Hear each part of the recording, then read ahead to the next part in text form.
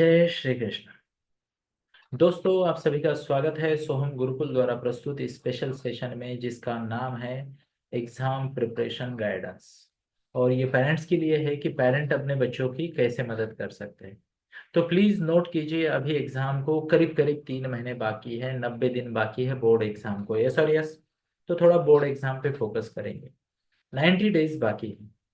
तो यहाँ पे मैं आपको बताना चाहूंगा, ज्यादातर विद्यार्थी है ना, एग्जाम 1.5 महीने पे आने के बाद जाग जाते हैं। फिर मुश्किलें आ जाती हैं, फिर प्रेशर आ जाता है, तनाव आ जाता है, परफॉर्मेंस टैलेंट होने के बावजूद भी परफॉर्मेंस अच्छा नहीं आता है। एंड दैट इज वाई मैं आप सभी को रिक्वेस्ट करना चाहूंगा कि अभी से अपने बच्चे को गाइड कीजिए, उसको मोटिवेट कीजिए, ताकि आपका बच्चा ट्रैक पे आए। मैं आपको एक मोटा मोटी नियोजन देने आया हूँ। डिटेल में आने वाले समय में मैं आपसे बात करूंगा, पर मोटा मोटी एक गाइडेंस मैं आपको देना चाहूंगा। और वो गाइडेंस कुछ ऐसा है कि किस तरीके से आप इस 90 डेज का नियोजन कर सकते हो। तो इसको हम डिवाइड करेंगे। क्या करेंगे? इन 90 डेज को हम डिवाइड करेंगे अलग अलग हिस्सों में। तो पहला हिस्सा जो आएगा वो आएगा, गिव मी अ मिनट। पहला हिस्सा जो आएगा वो होगा मेंटल प्रिपरेशन का और थोड़ा सा हैबिट बिल्डिंग का। What's the word? तो इसे हम कहेंगे फर्स्ट 10 डेज। अभी आपको क्या करना है, लिखना है पहले 10 दिन, है ना। फर्स्ट 10 डेज आपका होगा दो चीजों पे फोकस, वो होगा planning and goal setting. Planning and goal setting. अब ध्यान से सुनिएगा, आपको क्या करना है। आपको आपके बच्चे के साथ एक छोटा सा मीटिंग रखना है, फॉर्मल इनफॉर्मल आप तय करो। मैं तो बोलता हूँ बेटा, तुम्हारे एग्जाम रिलेटेड बात करनी है, थोड़ा समझना है कि क्या चल रहा है। That is how I talk to my kids. Okay, and ये मैं हर साल करता हूँ। अभी तो बच्चों को आदत पड़ गई, वो खुद ही सब लेके आ जाते हैं। क्योंकि 8 साल से हम ये कर रहे हैं, 8 साल से परीक्षेला जाता जाता नावाचं भाषण में देत होतो, है ना। एग्जाम प्रिपरेशन का भाषण मैं 2016 से दे रहा हूँ। तो 8 साल से हो गया, और तब से मैं बच्चों का भी प्रिपरेशन कर रहा हूँ। तो मैं आपको बताता हूँ, 10 दिन जो पहले आपके होंगे वो प्लानिंग एंड गोल सेटिंग पे होंगे। अब आप सोचोगे 10 दिन प्लानिंग एंड गोल सेटिंग पे क्यों? वक्त लगेगा। एक आजाद पंछी को अगर आप पिंजरे में बंद करो तो वो बहुत चिल्लाएगा, बहुत आवाज करेगा, बहुत नाराजगी व्यक्त करेगा। उसी तरह ज्यादातर बच्चे, कुछ बच्चे बहुत सिंसियर होते हैं, उनको ज्यादा डिटेल में जाने की जरूरत नहीं है। पर जो बच्चे बहुत ज्यादा सिंसियर नहीं हैं, या फिर वो भी बच्चे जो सिंसियर है पर नॉलेज की कमी के कारण, सिस्टम के जानकारी न होने के कारण या हैबिट के कारण उतना सीरियसली काम नहीं कर रहे, ऐसे भी होते हैं बच्चे। यस और यस, है ना। तो उनके लिए भी आपको स्केड्यूल बनाना, प्लानिंग करना बहुत जरूरी है। तो 10 दिन का आपका एजेंडा होगा किस चीज का? कि एक स्टडी का स्केड्यूल बनाया जाए। आज से शुरू करेंगे तो 10वें दिन तक एक ढंग का स्केड्यूल बनेगा, है ना। नहीं तो मुश्किल जाएगा, है ना। एक और बात है जो आपको समझनी है, और वो ये है कि ये 10 दिन में आप आइडेंटिफाई करो कि आपके बच्चे की स्ट्रेंथ क्या है और आपके बच्चे के लिमिटेशन या वीकनेस क्या है। वीकनेस वर्ड में यूज नहीं करना चाहता, तो लिमिटेशन यूज करेंगे, कहाँ पे वो थोड़ा सा पीछे हट रहा है या ये समझ लीजिएगा, ये बहुत जरूरी है। यस। तो मैंने 2 पॉइंट बोले, क्लियर है?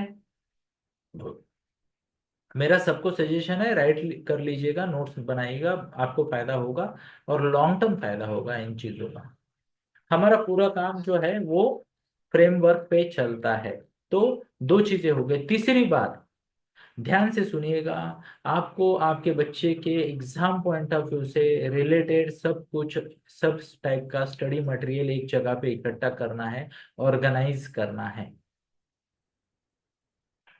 देखिए, जब एग्जाम 1 महीने पे आती है, अभी तो 3 महीने पे है, 1 महीने पे आती है, तो आपको तय करना होता है कि आप क्या नहीं पढ़ोगे, कौन सी किताबों को, कौन से नोट्स को हाथ नहीं लगाओगे, वो भी तय करना पड़ता है। क्योंकि आज की डेट में बहुत ज्यादा जिसे कहते हैं अबंडेंस में मिल रहे हैं ना, नोट्स, क्वेश्चन पेपर वगैरह वगैरह। तो ये ध्यान देना भी जरूरी है। क्या मैं मेरी बात को आप तक पहुंचा पा रहा हूँ? कृपया हाथ दिखाइए। Thank you, really appreciate. तो स्टडी मटेरियल को इकट्ठा कीजिए, उसको ऑर्गेनाइज कीजिए सब्जेक्ट वाइज। ओके, उसमें भी आप कैटेगराइजेशन कर सकते हो। मान लो लॉन्ग आंसर का, शॉर्ट आंसर का, ऑब्जेक्टिव्स का अलग अलग, या फिर मैथमेटिकल प्रैक्टिस जो होती है ना, मैथमेटिक्स की प्रॉब्लम सॉल्विंग का। आप तय कीजिए कि आपके बच्चे के एग्जाम के दृष्टिकोण से क्या क्या उसके कैटेगराइजेशन हो सकते हैं, पर कैटेगराइजेशन कीजिए। एक और जरूरी बात आपको करनी है, ये 10 दिनों में आपको माइलस्टोन बनाने हैं। What the word? माइलस्टोन बनाने हैं। एग्जाम्पल, अभी अभी हम गए थे माता लक्ष्मी के दर्शन को, कोल्हापुर, है ना। तो हमने क्या किया था, गाड़ी निकाली, निकल पड़े, ऐसा नहीं है। हम प्लानिंग करते हैं ना, ओके 230 किलोमीटर का डिस्टेंस है, इतना समय लगता है जाने में, दर्शन में इतना समय लगता है, वापस आने में इतना समय लगता है। फिर हम क्या करते हैं, नियोजन करते हैं, कितने बजे निकलेंगे, साथ में क्या क्या लेके जाएंगे, कौन कौन साथ में है, चाय नाश्ता कहाँ करेंगे, भोजन कहाँ करेंगे, है ना। मैं तो उन लोगों में से हूँ जो गाड़ी कहाँ पार्क करनी है वो भी सोच के रखता है। बराबर है। अरे क्यों नहीं, अगर आपका फैमिलियर एरिया है तो आप ये प्रैक्टिस या प्लान कर सकते हो, है ना। जनरली मैं मंदिर के पास उतरता हूँ, एक दोस्त को फोन लगा देता हूँ, वो आके गाड़ी लेके जाता है, लाके देता है, मेरा आधा पौना घंटा बच जाता है कोल्हापुर में। बराबर है या नहीं है? तो ये देखो, स्मार्ट तरीके हर जगह उपलब्ध है, केवल किचन में ही यूज करेंगे ऐसा थोड़ी है ना।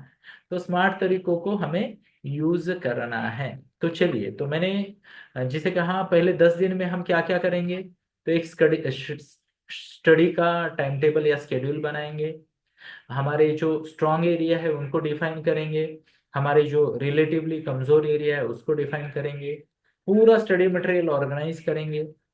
देखो, असाइनमेंट लिखी होगी बच्चे ने, कुछ होमवर्क किया होगा, कुछ मार्क्स की प्रैक्टिस की होगी, कागज इधर उधर बिखरे हो सकते हैं, कुछ शॉर्ट नोट बनाए होंगे, कुछ माइंड मैप बनाए होंगे, इन सब को ऑर्गेनाइज करना है। कर दिया?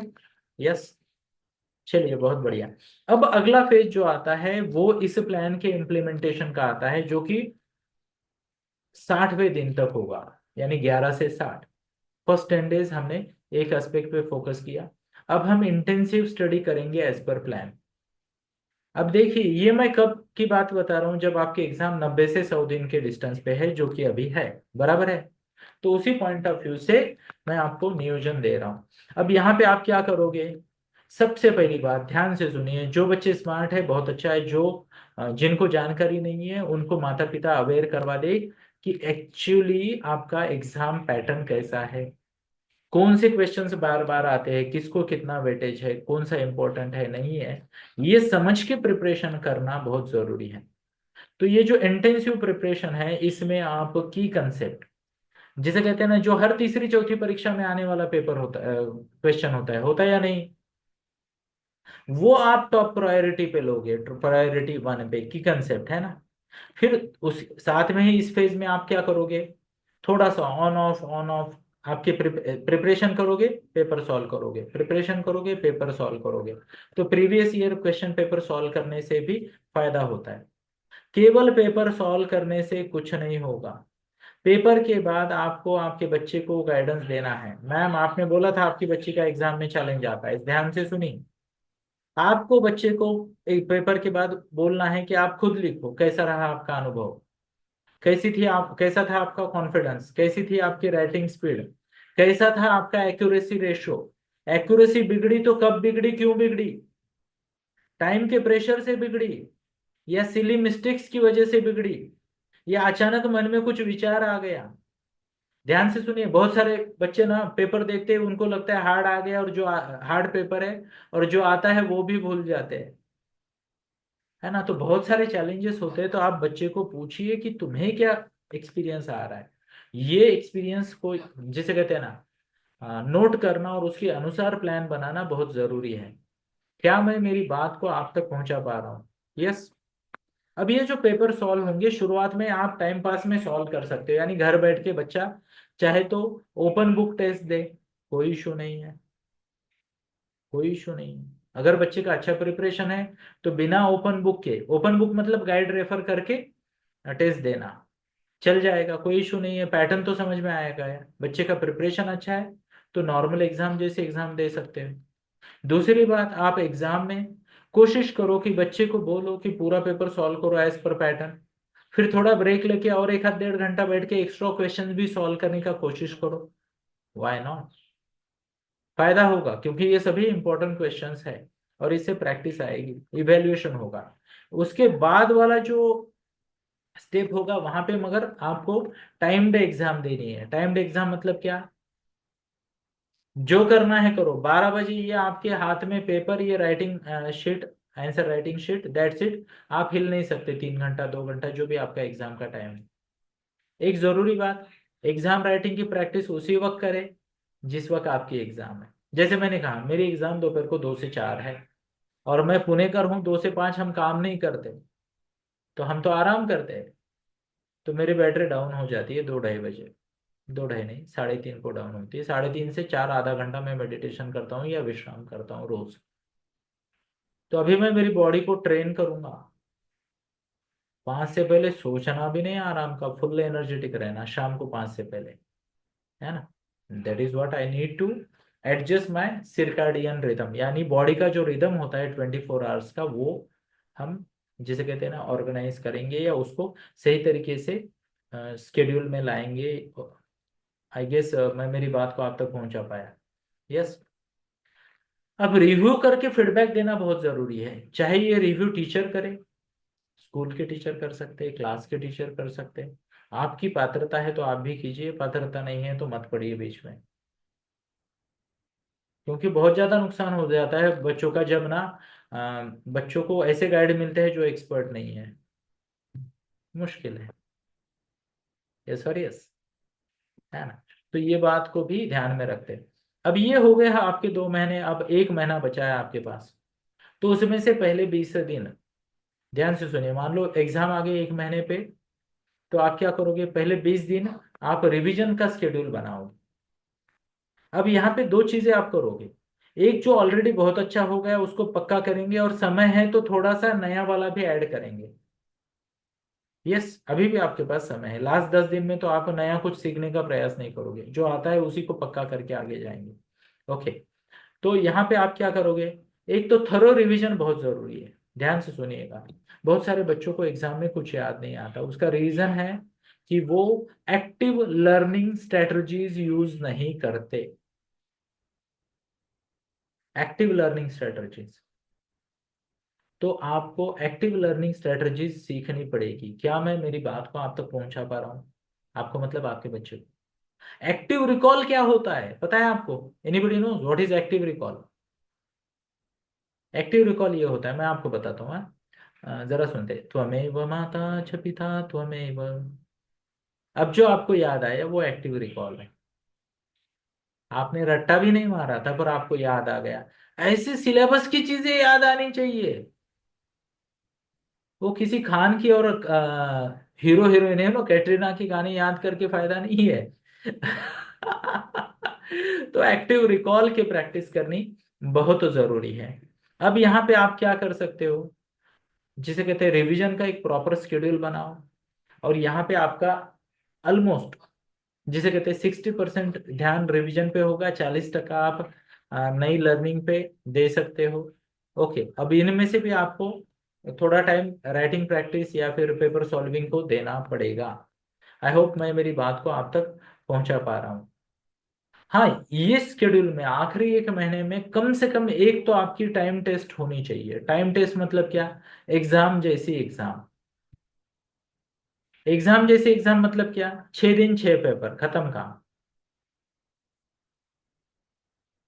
रोज एक पेपर लिखो उसी समय पे। आपके पास केवल 24 घंटे का समय है अगले पेपर के प्रिपरेशन के लिए। इससे बच्चों का डर यानी भय निकल जाता है। कॉन्फिडेंस कुछ को आता है, कुछ को आएगा नहीं आएगा आई डोंट नो, पर डर निकल जाता है कि मैं फेल तो नहीं होऊंगा, अगर बच्चे कमजोर है तो। और स्कॉलर्स है, उनको एकदम पिन पॉइंट गाइडेंस मिलता है कि यार कहाँ वो 2-4 मार्क कट रहे हैं जो मेरे को 90% और 95 परसेंटाइल के डिफरेंस के लिए जिसे कहते हैं ना कारणीभूत ठहरेंगे। देखिए, आज की डेट में 90 बिलो 90 परसेंटाइल, परसेंटाइल बोल रहा हूं मैं, परसेंटेज नहीं, हाँ? आता है तो आप तो you are nowhere. Top college चाहिए तो आपको 99 अबव रहना चाहिए।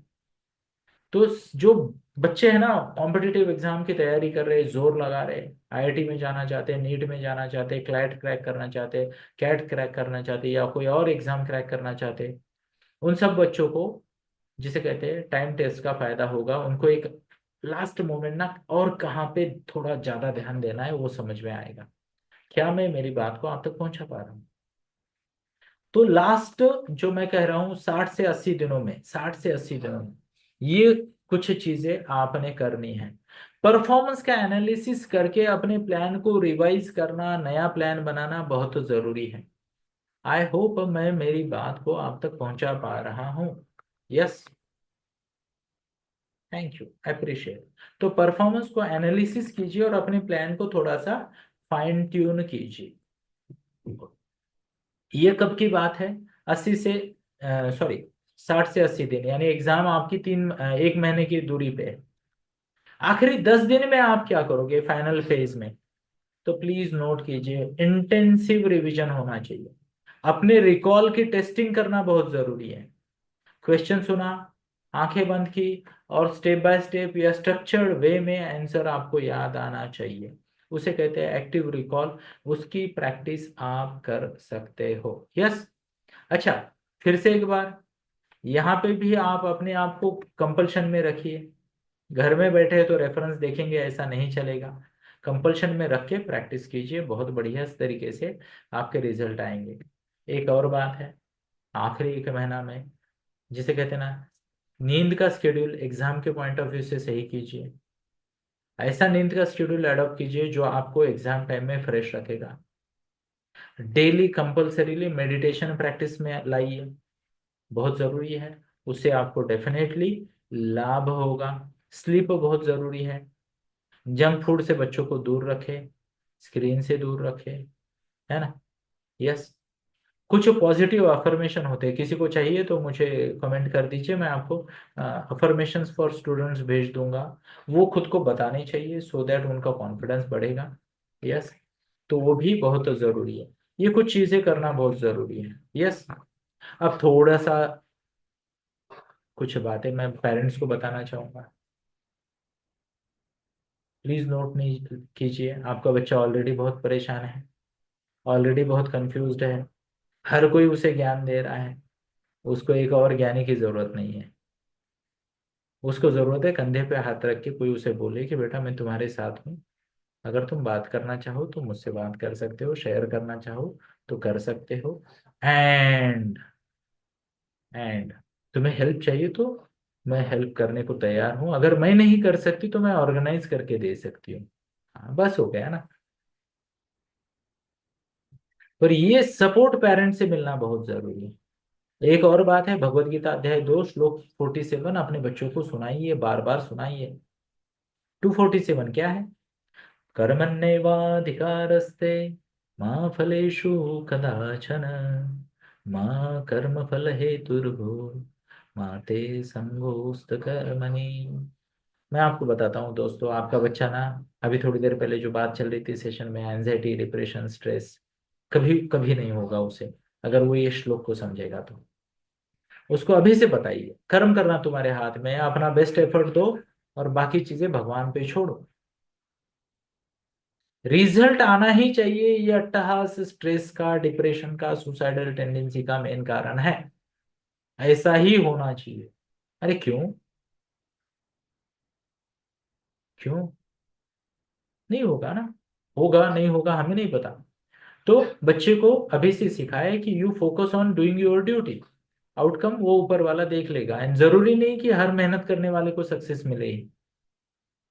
मिल जाएगी बट इस एरिया में नहीं, क्योंकि यहाँ सीट कम है ना।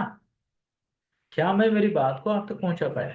तो एक छोटी सी क्रिस्प क्रिस्प स्ट्रेटजी थी, how to prepare for exam in last few days. I hope this will help you. आपके कुछ क्वेश्चंस है तो आप कमेंट कर सकते हो, we would definitely love you. And आप हमारे लाइव सेशन में ज्वाइन करना चाहते हैं यूट्यूब वाले, तो नीचे आपको लिंक मिल जाएगी, कॉन्टैक्ट डिटेल मिल जाएंगे, आप हमारे WhatsApp group and zoom live session में आ जाइएगा। Thank you. जय श्री कृष्ण।